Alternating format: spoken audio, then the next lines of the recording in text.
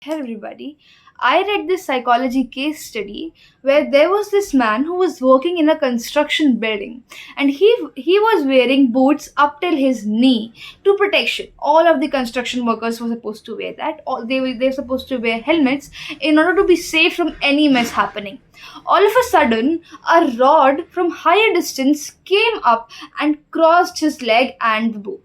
He was crying in agony, in extreme pain. He was crying like it was his last day.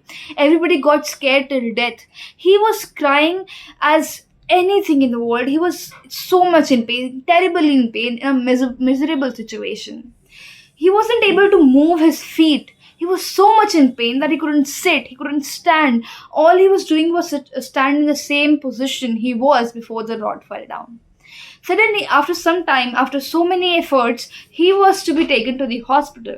And when the doctor somehow managed to, and the doctor gave him the strongest painkiller in the world to reduce his pain. After that, the doctor tried very hard to remove the boot, and when they did, they saw that the rod didn't actually pass his foot.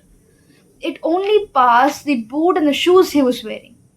Do you understand what we're trying to tell from this? Your mind believes exactly what it sees. Because his mind saw that the rod passed his leg, it believed it, and the pain wasn't fake. Sometimes when he did these kind of case studies, he feel he was just acting. No, he wasn't. When his brain saw that there was some situation like this, that was real pain sent by our brain to the body.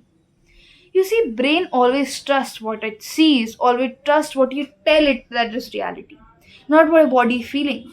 Sometimes when in deep agony or pain, you need to understand if you're genuinely in pain, or are you just telling your mind that you're in pain. This is what happens.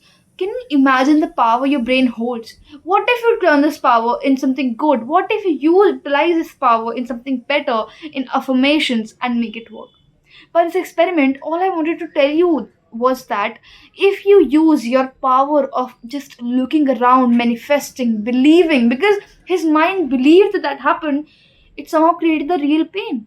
If you trust yourself and believe that you have the potential to do something, somehow your mind will create the situation where it will happen. Do think of this and tell me if you have ever read a psychology case study and what did you learn from that. Thank you so much.